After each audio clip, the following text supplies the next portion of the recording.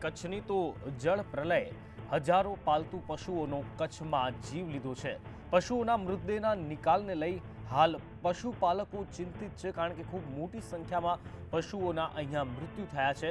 પશુપાલકો જે છે હાલ તેમના મૃતદેહના નિકાલને લઈને ચિંતિત છે અને જે દ્રશ્યો આપ જોઈ રહ્યા છો આ દ્રશ્યો ભલભલા કઠણ કાળજાના વ્યક્તિને પણ હચમચાવી દે તેવા દ્રશ્યો છે।